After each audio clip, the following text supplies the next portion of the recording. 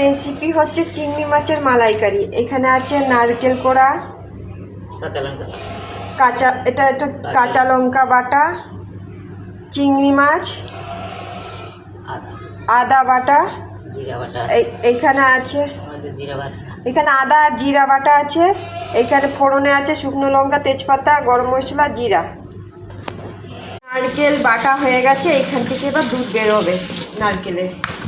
সরষের তেল গেল, যাচ্ছে জিরে, গরম মশলা, তেজপাতা, শুকনো লঙ্কা।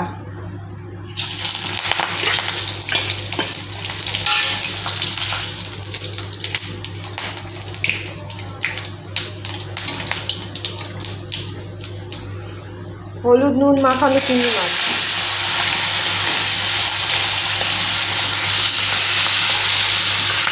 এর মধ্যে যাবে জিরে আর আদা বাটা, কাঁচা লঙ্কা বাটা,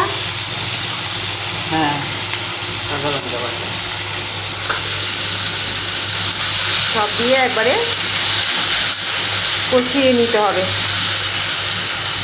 মতো নুন চলে যাবে।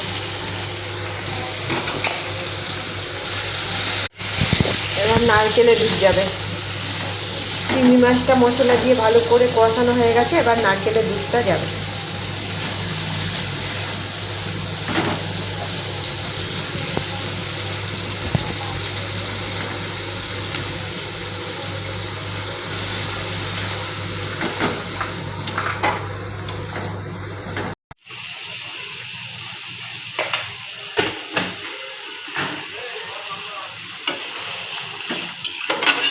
দেখুন মালাইকারিটা হয়ে গেছে, এবার একটু ঘি যাবে।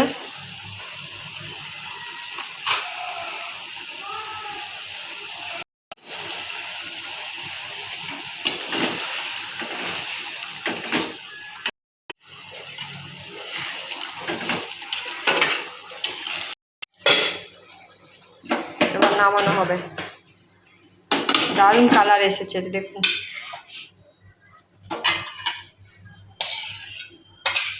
আর এত সুন্দর গন্ধ বেরোচ্ছে, খুব সুন্দর একটা গন্ধ বেরোচ্ছে। দেখুন কত সুন্দর চিংড়ি মাছের মালাইকারি হয়ে গেছে।